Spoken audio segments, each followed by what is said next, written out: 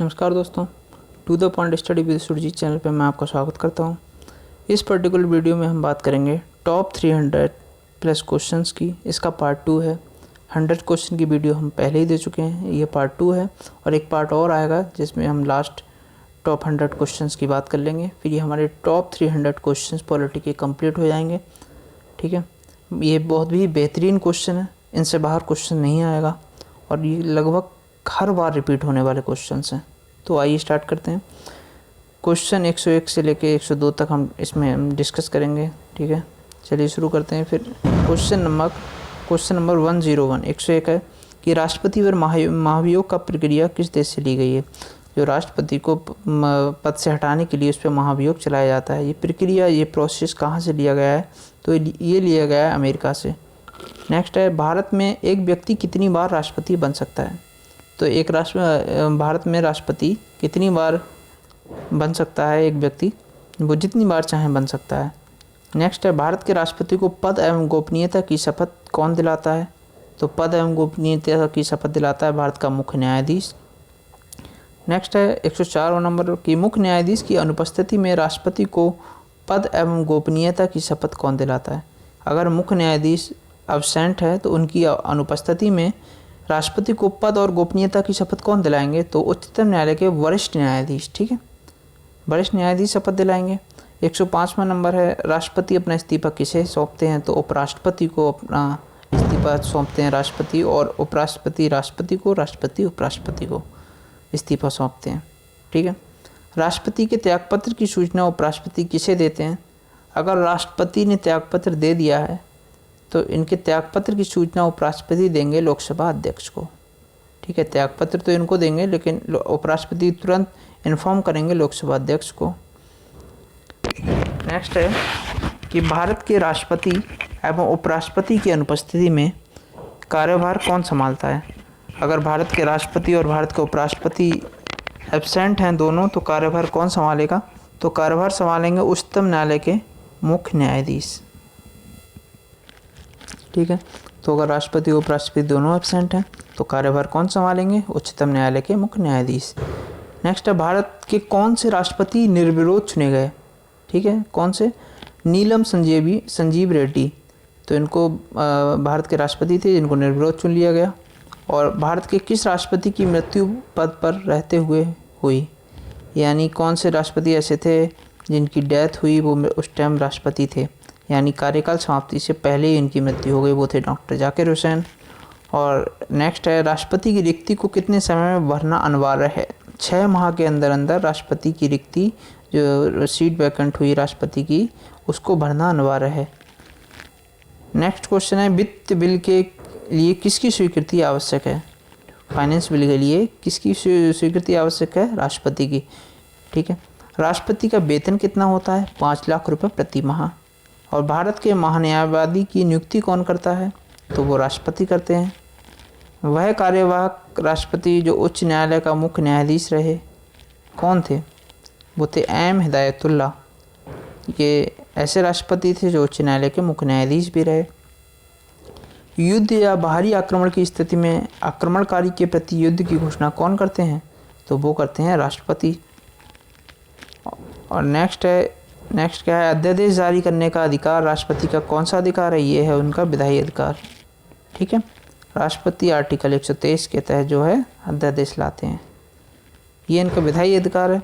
लोकसभा को भंग करने का अधिकार किसको है, तो ये राष्ट्रपति को है।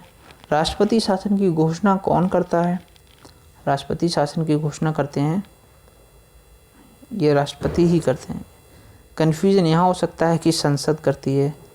ठीक है, ऑप्शन में अगर वहाँ हुआ तो, या फिर मुख्य न्यायाधीश नहीं, लेकिन राष्ट्रपति शासन की घोषणा राष्ट्रपति ही करते हैं। राष्ट्रपति पर महाभियोग संसद के किस सदन के द्वारा चलाया जाता है, तो किसी भी सदन के द्वारा ये प्रक्रिया स्टार्ट की जा सकती है, राज्यसभा या लोकसभा, कोई भी सदन के द्वारा। नेक्स्ट 120 क्वेश्चन है, भारत का राष्ट्रपति किसके द्वारा नियुक्त किया जाता है, तो सांसद एवं विधानसभा के सदस्यों के द्वारा राष्ट्रपति को नियुक्त किया जाता है। नेक्स्ट है 121वां क्वेश्चन कि भारत के प्रथम महिला राष्ट्रपति कौन थी, वो थी प्रतिभा देवी सिंह पाटिल। और 122वां क्वेश्चन है किसी भौगोलिक क्षेत्र को अनुसूचित जाति घोषित करने का अधिकार किसको है? तो वो है राष्ट्रपति को। राष्ट्रपति ही किसी भौगोलिक क्षेत्र को शेड्यूल्ड रीजन घोषित कर सकते हैं। ठीक है। नेक्स्ट है, किसी राज्य में राष्ट्रपति शासन अधिकतम कितने समय के लिए लग सकता है? अधिकतम कितने समय के लिए आप राष्ट्रपति शासन लगा के रख सकते हैं? तो 3 वर्ष के लिए अधिकतम। 124वां क्वेश्चन है, राज्य में आपातकाल कम से कम कितनी अवधि के लिए लगाया जा सकता है? अधिकतम राज्य में आपातकाल की बात हो रही है तो 2 माह के लिए अधिकतम लगाया जा सकता है। क्वेश्चन दोनों समझें। किसी राज्य में राष्ट्रपति शासन अधिकतम कितने समय के लिए लगाया जा सकता है? 3 वर्ष। यह है राष्ट्रपति शासन। जबकि राज्य में आपातकाल इमरजेंसी ये कितने समय के लिए आ सकती है? अधिकतम 2 माह। ठीक है। नेक्स्ट देखेंगे, नियंत्रक एवं महालेखा परीक्षक यानी CAG कैग की नियुक्ति कौन करता है? राष्ट्रपति करते हैं। और नियंत्रक एवं महालेखा निरीक्षक का कार्यकाल कितने वर्ष का होता है? वो 6 वर्ष या 65 वर्ष पूरा होने तक। या तो एज उनकी 65 वर्ष पूरी हो या फिर अधिकतम 6 वर्ष। 127वां क्वेश्चन है, लोक धन के व्यय की निगरानी करने के लिए संसदीय प्रहरी यानी वॉच डॉग के रूप में किसकी नियुक्ति की जाती है? तो कैग की नियुक्ति की जाती है। और कैग का प्रावधान अनुच्छेद 148 में है। संविधान के अनुच्छेद 148 में कैग का प्रावधान है। 128वां क्वेश्चन है कि किसी अपराधी के लिए दोषी व्यक्ति को क्षमा करने की शक्ति किससे प्राप्त है? वो है राष्ट्रपति को। और 129वां क्वेश्चन है कि राष्ट्रपति को किस अनुच्छेद के अंतर्गत क्षमादान की शक्ति प्राप्त है? अनुच्छेद 72 के तहत जो है किसी अपराध के लिए दोषी व्यक्ति को क्षमा किया जा सकता है राष्ट्रपति के द्वारा, आर्टिकल 72 के तहत। ठीक। नेक्स्ट है 130, राष्ट्रपति को किस अनुच्छेद के अंतर्गत आपातकालीन शक्ति प्राप्त है? अनुच्छेद 352 से 368 के तहत 360 के तहत 352 से 360 तक आपातकालीन शक्तियों की बात की गई है संविधान में। 131वां है, राष्ट्रपति कितने प्रकार का आपातकाल लगा सकते हैं? 3 प्रकार का आपातकाल लगा सकते हैं। ठीक है। अनुच्छेद 352 के तहत, 356 के तहत, 360 के तहत वित्तीय आपातकाल। नेक्स्ट है, युद्ध और अथवा बाह्य आक्रमण या सशस्त्र विद्रोह के कारण लगाया गया आपातकाल। ठीक है। वो किस आर्टिकल के तहत आता है? अनुच्छेद 352 के तहत। और 356 के तहत राष्ट्रपति शासन लगता है। 360 के तहत बताया अभी वित्तीय आपातकाल लगता है। 133वां क्वेश्चन है कि राज्यों में संवैधानिक तंत्र विफल होने के कारण लगाया गया आपातकाल जिसे राष्ट्रपति शासन कहते हैं वो किस अनुच्छेद के अंतर्गत लगता है? ये भी बताया है अभी। ये लगता है 356 के तहत। और अनुच्छेद 356 का प्रयोग करके सबसे पहले किस राज्य में आपातकाल लगाया गया? वो लगाया गया पंजाब में 1951 में। नेक्स्ट है, सर्वाधिक समय तक अनुच्छेद 356 का प्रयोग किस राज्य में किया गया? सर्वाधिक समय तक पंजाब में किया गया। ठीक। 136 क्वेश्चन है कि वित्तीय आपातकाल किस अनुच्छेद के अंतर्गत आता है? किस अनुच्छेद के अंतर्गत आता है वित्तीय आपातकाल? 360। भारत में पहले आपातकालीन स्थिति की घोषणा कब की गई? तो अक्टूबर 1962 में पहली बार महसूस की गई ऐसी स्थिति बनी जिसमें आपातकाल की घोषणा की गई, भारत चीन युद्ध के समय। नेक्स्ट है, भारत में दूसरे आपातकालीन स्थिति की घोषणा कब की गई? तो दिसंबर 1962, ये भारत पाकिस्तान युद्ध के समय। और 139 नंबर क्वेश्चन है कि भारत में तीसरे आपातकालीन स्थिति की घोषणा की गई जून 1975 में। 140 नंबर क्वेश्चन देखेंगे, राष्ट्रपति चुनाव के लिए कितने प्रस्तावक और कितने अनुमोदकों की ज़रूरत होती है? तो 50 प्रस्तावक होने चाहिए, 50 अनुमोदक होने चाहिए, 50-50। ठीक है। नेक्स्ट देखेंगे, दूसरे देशों के साथ कोई संधि या समझौता किसके नाम से किया जाता है? तो राष्ट्रपति के नाम से किया जाता है। ठीक। राष्ट्रपति संवैधानिक प्रमुख माना जाता है और वास्तविक प्रमुख प्रधानमंत्री को कहते हैं। राष्ट्रपति किस सूची के विषय पर अध्यादेश जारी कर सकता है? तो संघ व संवर्ती सूची पे अध्यादेश जारी कर सकता है। जब किसी विधेयक को संसद में प्रस्तुत किया जाता है तो किसकी अनुमति के बाद वह कानून बन जाता है? राष्ट्रपति उस पर अपनी संस्तुति दे देता है, अपनी अनुमति दे देता है, तो वह जो है बिल से एक्ट बन जाता है, विधेयक से कानून बन जाता है। 144वां नंबर क्वेश्चन है कि राष्ट्रपति कुल कितने सदस्यों को लोकसभा या राज्यसभा के लिए मनोनीत करता है? तो ये करता है 2 + 12, यानी 2 लोकसभा में और 12 राज्यसभा में। लोकसभा में 552 सीटें होती थी, 2 एंग्लो इंडियन नियुक्त होते थे। अब ये 2 एंग्लो इंडियन नियुक्त नहीं किए जाएंगे। 104वां जो कॉन्स्टिट्यूशनल अमेंडमेंट बिल है उसके तहत इसको हटा दिया गया।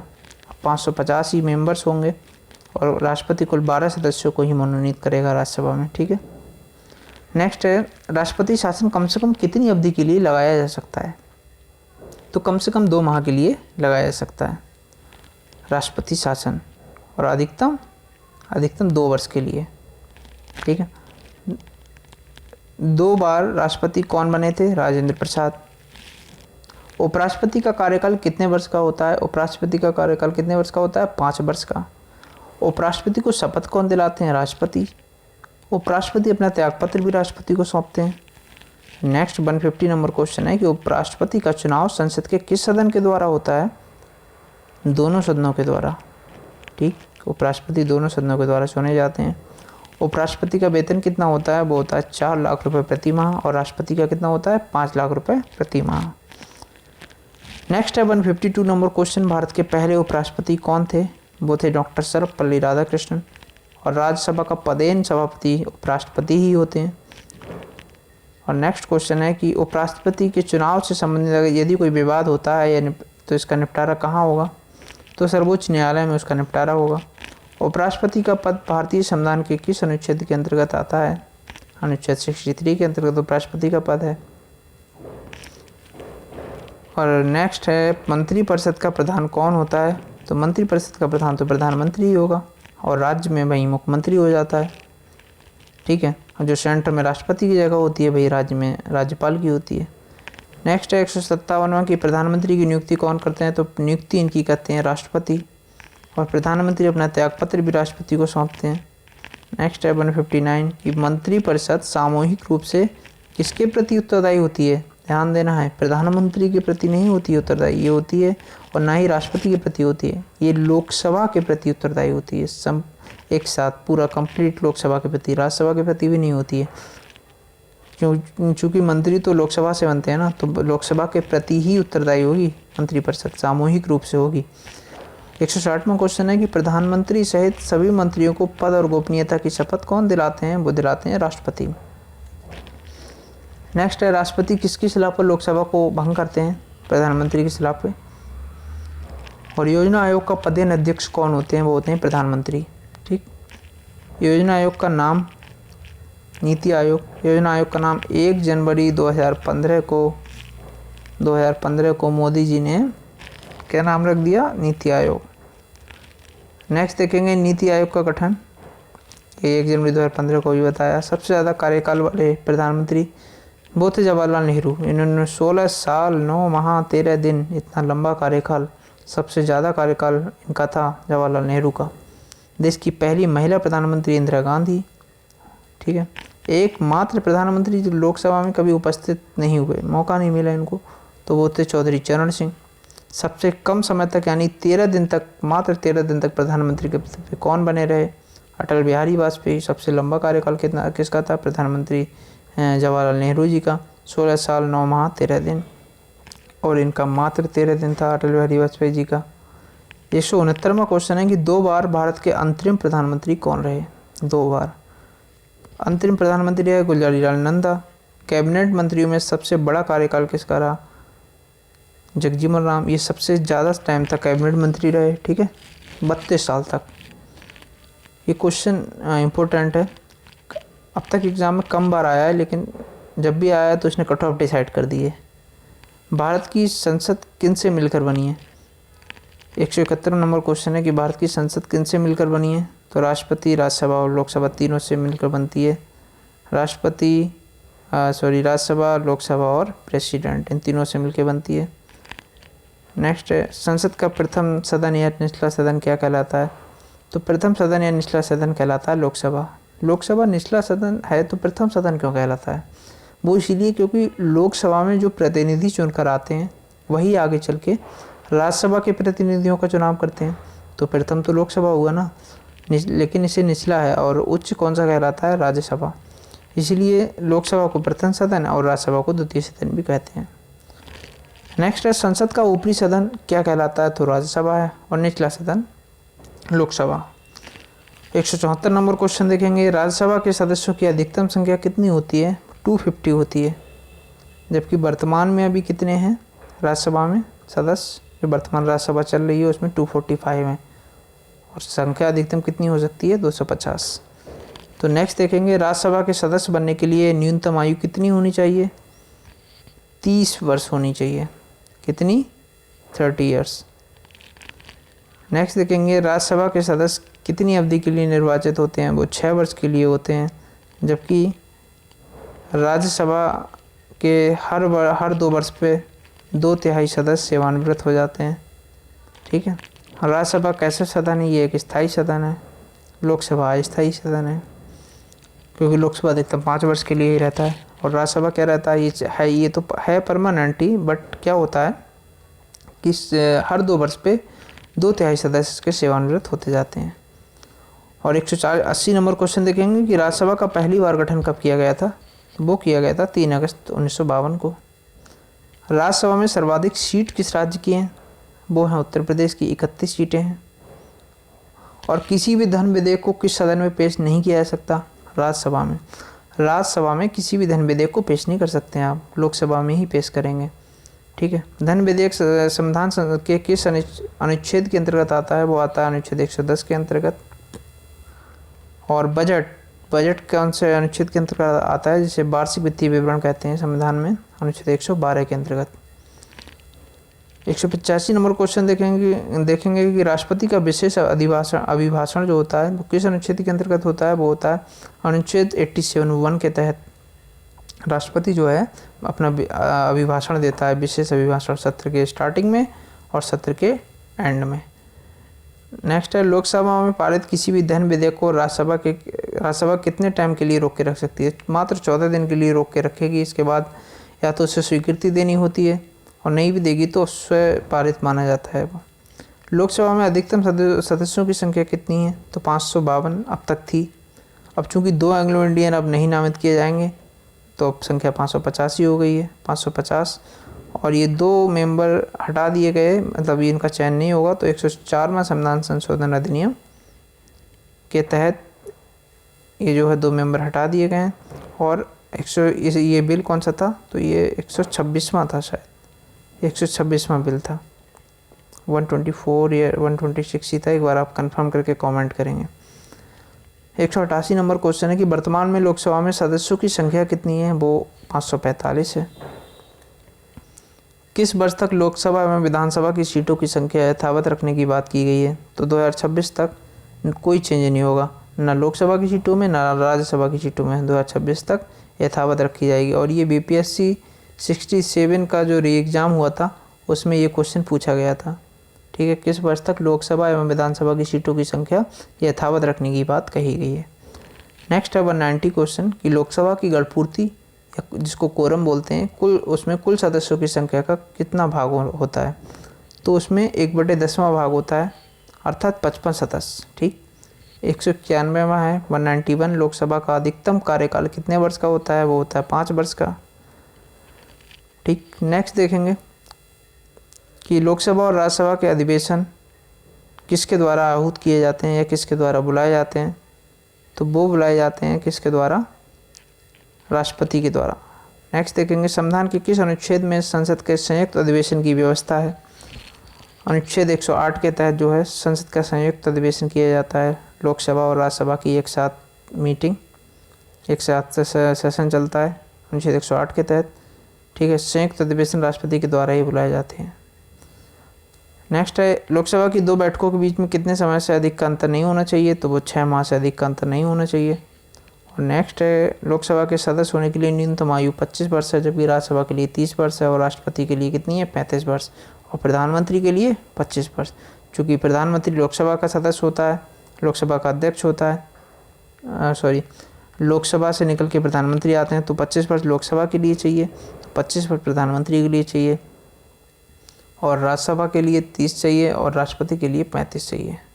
ठीक है, नेक्स्ट देखेंगे लोकसभा का अध्यक्ष क्या कहलाते हैं, लोकसभा के अध्यक्ष स्पीकर कहलाते हैं। लोकसभा भंग होने के बाद कौन अपने पद पर बने रहते हैं? स्पीकर बने रहते हैं। कब तक? जब तक नई लोकसभा चुन के नहीं आती है तब तक। नेक्स्ट 198, धन विधेयक किसकी पूर्व अनुमति से पेश किया जाता है? तो धन विधेयक पेश किया जाता है राष्ट्रपति की पूर्व अनुमति से। धन विधेयक आर्टिकल 110 के तहत, ठीक है, आता है। कोई विधेयक धन विधेयक है या नहीं है, ये कौन तय करते हैं? ये लोकसभा के अध्यक्ष हैं, वो तय करते हैं कि कोई विधेयक धन विधेयक होगा या नहीं होगा। और धन विधेयक आता किसकी पूर्व अनुमति से? वो राष्ट्रपति की पूर्व अनुमति से आता है। ये हमारा लास्ट क्वेश्चन है आज का, क्वेश्चन नंबर 200। प्रथम लोकसभा अध्यक्ष कौन थे? वो थे गणेश वासुदेव मावलंकर। ये क्वेश्चन पैट में पूछा गया था, अभी पैट 2022 हुआ था, उसकी जो 16 तारीख को हुआ था, 16 अक्टूबर को, उसकी फर्स्ट या सेकंड शिफ्ट में क्वेश्चन पूछा गया था। तो ये हो गए हमारे आज के टॉप 100 पॉलिटी के क्वेश्चन। 100 क्वेश्चन और बचे हैं, फिर हमारी टॉप 300 कंप्लीट हो जाएंगे, ठीक है। तो अगर वीडियो पसंद आए तो इसको लाइक करें, अपने दोस्तों में शेयर करें और चैनल को सब्सक्राइब करें। धन्यवाद।